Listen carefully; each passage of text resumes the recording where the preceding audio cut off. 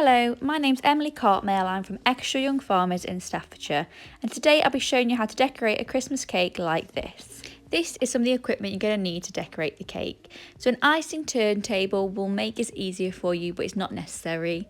A pastry brush and a small pastry brush, some scissors, a spoon, an icing smoother, also not necessary but better if you have got one, a microwavable bowl, some ribbon, a rolling pin and a holly shaped cutter. Onto the ingredients we need is a fruit cake, any size, I'm doing a 9-inch, some apricot jam, some edible glue if possible, some holly or Christmas sprinkles, some marzipan, some green icing and 1 kilogram of white icing, and then some green and some red food colouring. So firstly, you want to grab a cake board about 1 inch or 2 bigger than your cake, so that is enough space for the cake on there and for the width of the icing and the marzipan. I always turn my cakes upside down as the bottom is always flat, so it means it's a really nice flat surface for the top of the cake for you to ice and marzipan. So you want to place that on the board, peel off any parchment, and then grab your apricot jam. When you want to put a bit into your microwavable bowl with a dash of water. This is just for the glaze so that your marzipan will stick to the cake. So after microwaving that for about 10-20 seconds till it's boiling, you want to just give it a stir and then paint it all over your cake. So all over the top and on the sides.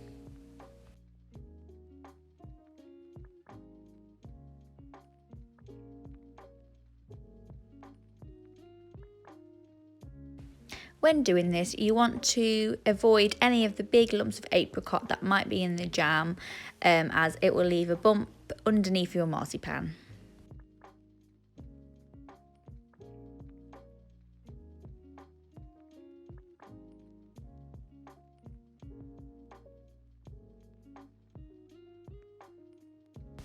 So next you want to grab your marzipan, about 750 grams will be enough for a 9-inch cake. You want to sprinkle your icing sugar onto the work surface and on top of the marzipan to ensure it doesn't stick to the rolling pin or the work surface.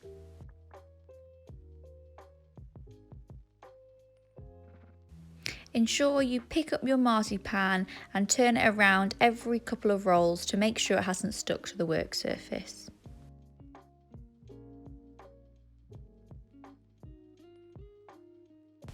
So after you've rolled your marzipan into a nice, even, thin layer, you want to grab a ruler and just measure from the shortest sides of the marzipan to make sure it'll fit and cover the whole of your cake.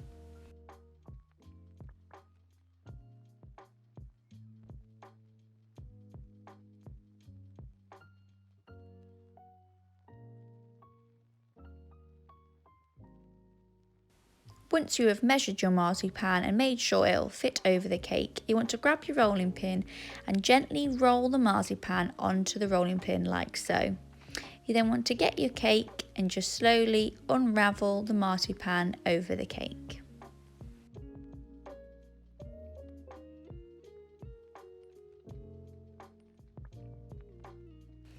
Then, to eliminate any cracks, you want to pick up the folds in the marzipan and then gently press into the corners.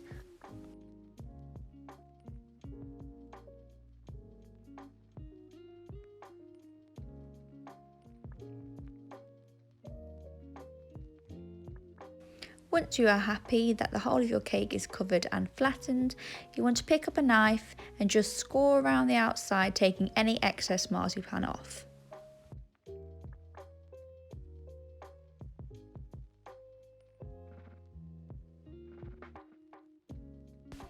Next, you want to get your apricot jam from earlier. You might just need to refresh this in the microwave for another 10 seconds just to loosen it back up again, and then paint all over the marzipan, ready to stick your icing on.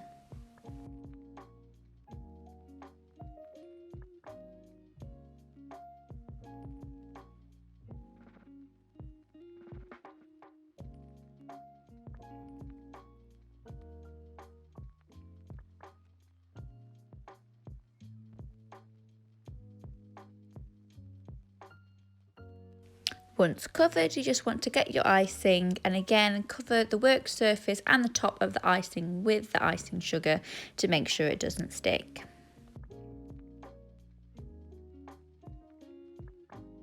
Roll evenly and remember to pick up and turn every couple of rolls to make sure it hasn't stuck.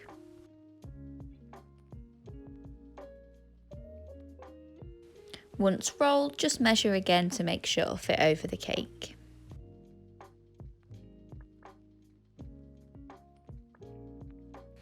The same as the marzipan, just roll it onto your rolling pin, pick it up carefully and then roll it out over the cake.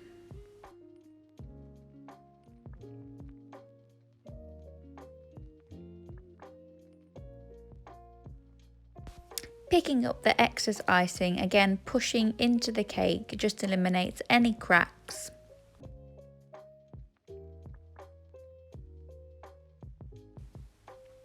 Then if you get your knife, just trim off any excess icing.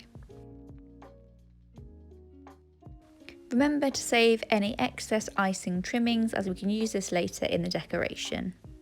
Next, on to smoothing the cake. You can pick up these icing smoothers quite cheaply from places like Amazon, Hobbycraft or even some supermarkets. They just make it a lot easier to smooth out the icing and get that perfect look. You just want to smooth around the edges of the cake first and then move on to the top. You can press down quite firmly as you've got the layer of marzipan underneath and then the layer of icing. Pushing the icing to the edges like so just helps get those crisp corners.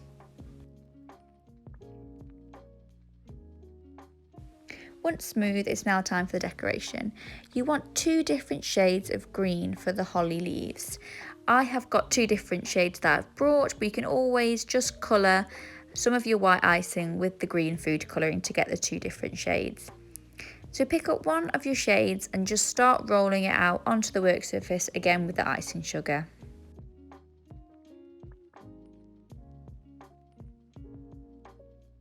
You want to get this icing quite thin as we don't want a big bulky lot of icing on the top of the cake as the decoration.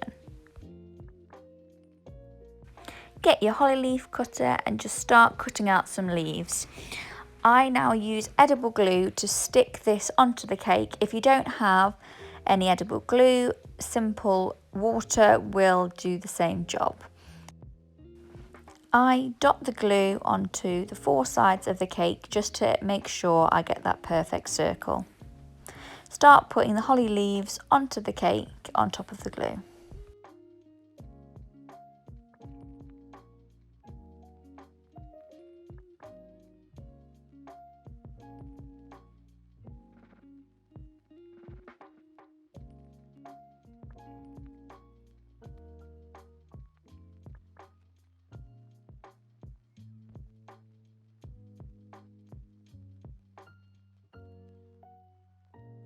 You then want to repeat the process with a darker shade of green.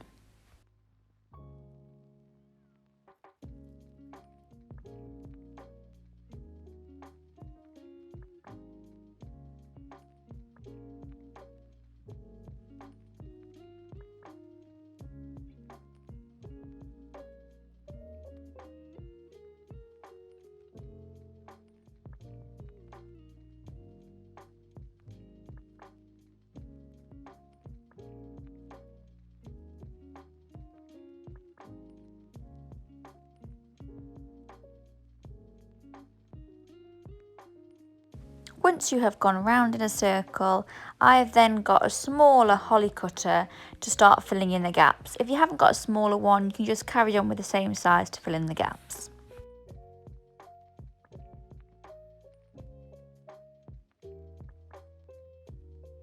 Repeat this process with both colours. You can interchange between the both to get that perfect balance.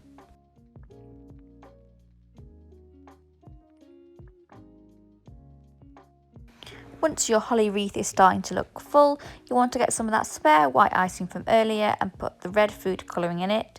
This is to make the holly berries.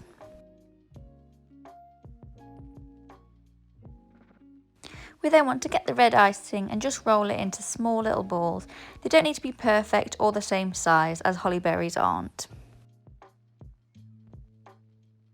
Again, using the edible glue or your water, just stick the berries onto the wreath.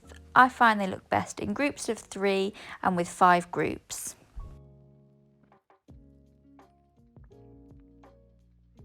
We are then going to make an icing bow for the top of the wreath. Roll the icing out quite thinly and then cut a thin strip.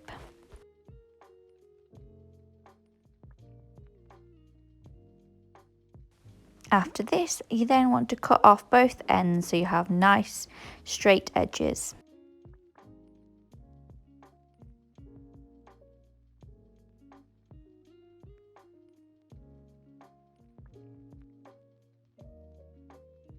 You then want to flip over your icing and put a bit of edible glue or water in the middle. Then fold up both sides like so to create the loops. Then adding a bit more glue or water to the middle and wrapping around a little bit of icing to make the bow shape. Then lastly, we just want to cut 2 more thin strips for the end of the bow.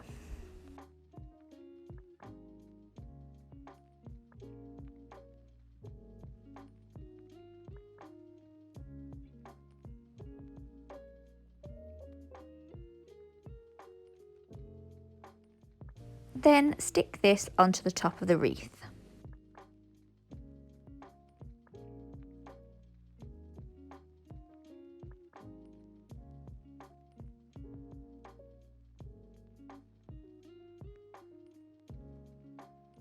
Then onto the finishing touches.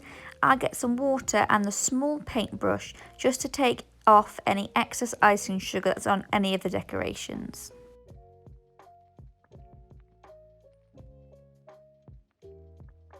Next, you want to get your ribbon. I find one about an inch thick is good for a Christmas cake, and the red really complements the berries. Once measuring it round the cake, you just want to cut it off and then attach with the glue.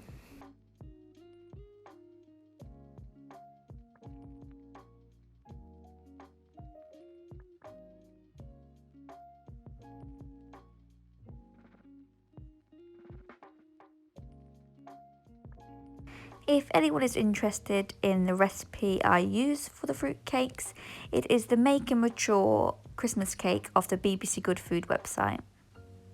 And here we have the finished design.